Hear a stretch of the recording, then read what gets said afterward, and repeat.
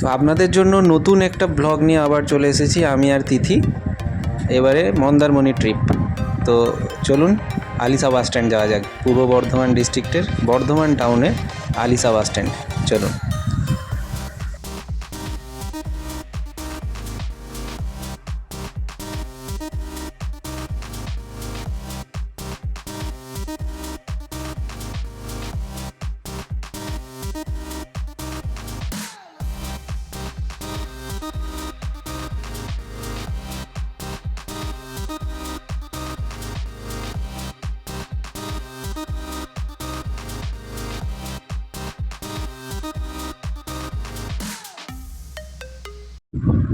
তো Alisha bus stand থেকে মন্দারমণি যাওয়ার জন্য আমরা ইসিকা ট্রেডার্সের ভলভো বাস বুকিং করেছিলাম। তো ওটা রাত্রি 9টার সময় প্রতিদিন আলিশা বাস স্ট্যান্ড থেকে ছাড়ে। তো চলুন দেখে নিন আমাদের বাসের ভেতরটা কীরকম কী আছে। আর বাসটার রুট হচ্ছে এই তেলিপুকুর হয়ে বাঁকুড়া যে রোডের যে মানে রাস্তাটা আর কি, থ্রু আরামবাগ, একলক্ষী, ঘাটাল, মেছোগ্রাম হয়ে দীঘা মন্দারমণি যাচ্ছে। তো চলুন যাওয়া যাক।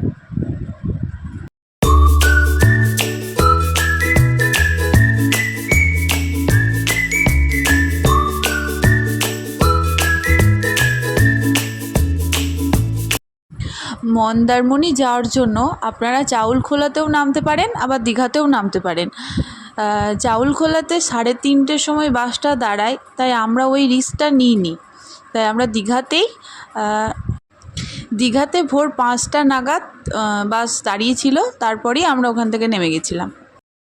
তো দীঘাতে তো আমরা 5টা নাগাদ নেমে গেছিলাম। তারপরে এই অটো টোটো এইসব খোঁজার চক্করে আমাদের একটু ভিডিও ক্লিপিংগুলো করা হয়নি, তার জন্য আমরা দুঃখিত। তো একটা অটো আমরা পেয়েছিলাম। তো যেহেতু খুব হাই টাইম ছিল, অনেক রাশ ছিল, তাই কোনো অটোই মানে 1000 টাকার নিচে যেতে চাইছিল না। তো ভাগ্যক্রমে একজন দাদা 900 টাকাতে রাজি হলো যেতে। তো আমরা সেই অটো করেই on the route to Mandarmani যাচ্ছিলাম। তো আমরা শঙ্করপুরের থ্রু দিয়ে যাচ্ছিলাম। তো শঙ্করপুরের যেতে যেতে যে রাস্তার ধারেই যে সমুদ্রর যে দৃশ্য, একদম সুন্দর দৃশ্য, চলুন ওইগুলো উপভোগ করতে করতে আমরা মন্দারমণি আমাদের যে হোটেল বা রিসর্ট সেখানে পৌঁছে যাই।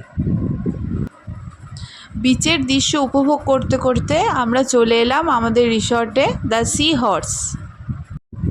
আমাদের রিসর্টে পৌঁছোতে সকাল 7টা হয়ে গেছিলো। তো 7টার সময় তো ওনাদের ওখানে চেক ইন হয় না, ওনাদের চেক ইন হতে হতে প্রায় 11টা। তো ওনারা এতটাই ভদ্র সভ্য, মানে এত ভালো ব্যবহার ওনাদের, আমাদেরকে ওনারা একটা আর্লি চেক ইনের একটা অপশান দিয়েছিলেন, আমরা সেটাকে নিয়েছিলাম। তো যাই হোক, তো সেই আর্লি চেক ইন করে আমরা একটু রেস্ট নিয়েছিলাম। তো তার আগে আমরা একটু ওনাদের রিসেপশনের ডেকোরেশনটা একটু ঘুরে দেখলাম। চলুন আপনাদেরকেও দেখাই। তারপরে আমাদের যে রুমটা অ্যাকচুয়ালি বুকিং করেছিলাম সেটার একটা রুম ট্যুর দেবো।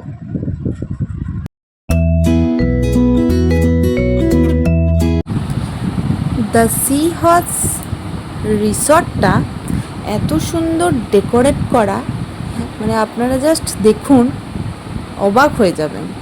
পুরো দেখে যেন মনে হচ্ছিল আমরা বোলপুরে আছি, মন্দারমণিতে নয়। এত সুন্দর প্রত্যেকটা কাজ নিজের হাতে সব করেছে। তারপরে লাইট, মানে অসাধারণ। দেখুন আপনারা কি সুন্দর।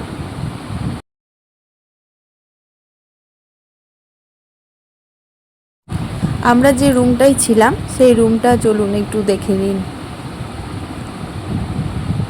এই যে আমাদের রুমটা, বিছানা অনেকটাই বড়, একটা আয়না ছিল, আর তারপরে এসি তো আছেই। এই যে টিভিটা, ওই যে দেখছেন ওটা ব্যালকনি। আর এখানে একটা ছোট্ট টেবিলের মতো ছিল, এটা বাথরুম।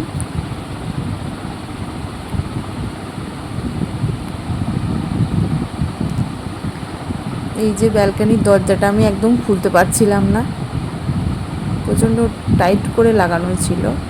তারপর এই যে ব্যালকনি থেকে পুরো নিচটা পুরো দেখা যায় সবটাই। আর ওদের না ওখানে প্রচুর আম গাছ।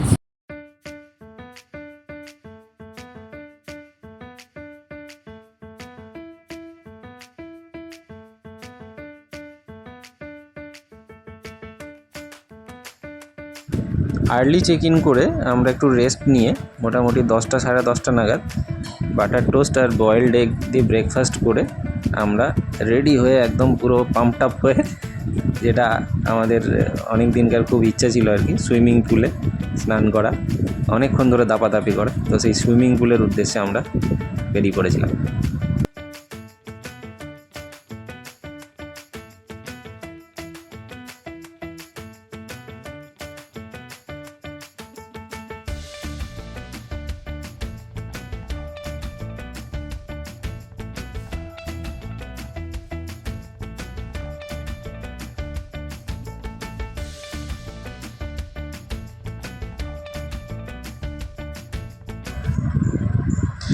পুলের জলটা এত গরম ছিল, আমরা তো ভাবছিলাম হয়তো নামতেই পারবো না, কিন্তু যাই হোক কিছুক্ষণ জলে থাকার পর জলটা খুব ঠান্ডাই হয়ে গেল। আর তখন আমরা দুজনেই ছিলাম, তারপরে অনেকে এসছে, বক্স টক্স বাজছিল, গান টান হচ্ছিল, খুব মজাই হচ্ছিল।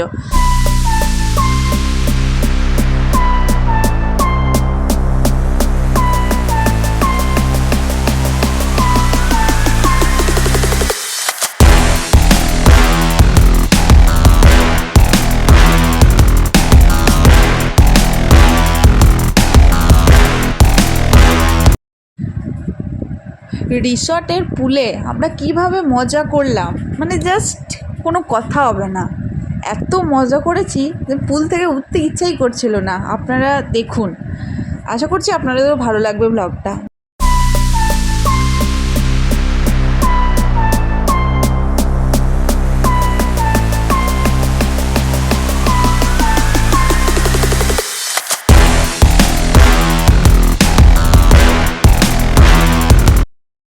তো রিসর্টের পুলে স্নান করতে করতে অনেক রকমেরই খাবার আর ড্রিঙ্কসের অপশান আছে। তো আমরা তার মধ্যে থেকে ফিশ ফিঙ্গার 1 প্লেট আর 7 আপের ক্যান, এই দুটো নিয়েছিলাম। আমরা স্নান করে একটু ওটা রেস্টও হলো আর খাওয়া দাওয়াও হলো।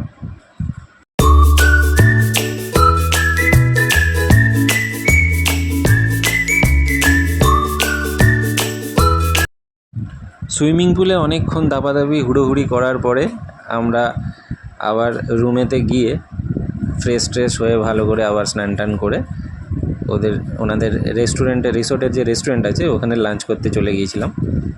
তো লাঞ্চে চলুন দেখে নেওয়া যাক আমরা কী কী খেলাম। খাবার দাবার টেস্ট খুবই ভালো, সিম্পল খাবার, চলুন দেখে নিই।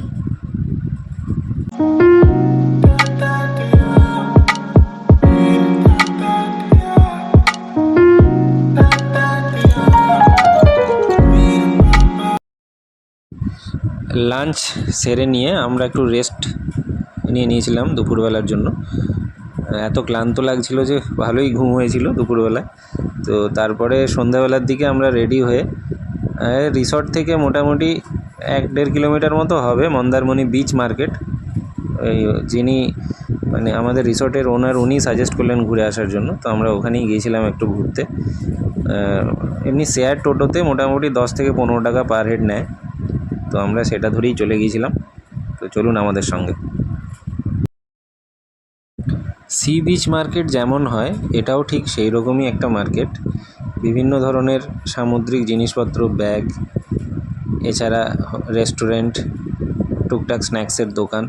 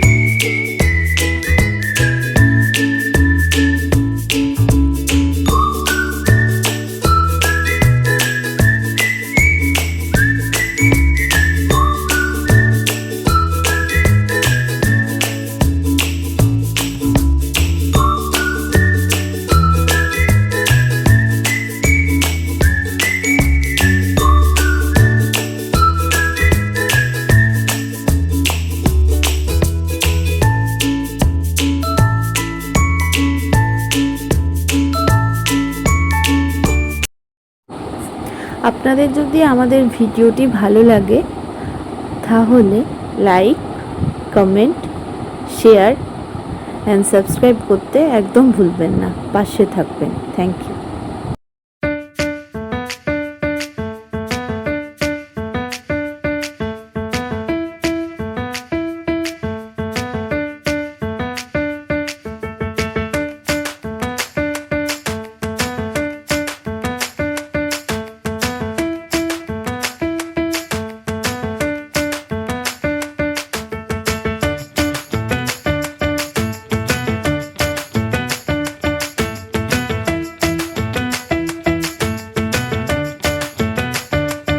এই ধরনের স্টাইলের মন্দির সচরাচর আমাদের পূর্ব বর্ধমান ডিস্ট্রিক্টে মানে বা বর্ধমান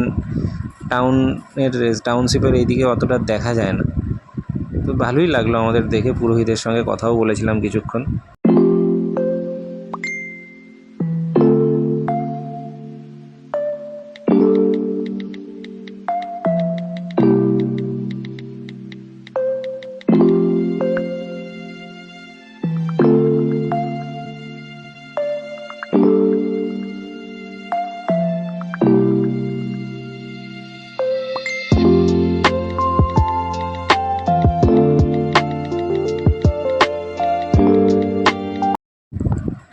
মন্দারমণি বিচ মার্কেট থেকে ঘুরে এসে আমরা রিসর্টে একটু ফ্রেশ হয়ে ইভিনিং স্ন্যাক্স আর ডিনার প্রায় একসঙ্গেই অর্ডার দিয়ে দিয়েছিলাম, কেননা ফিরতে একটু আমাদের লেটই হয়ে গিয়েছিল।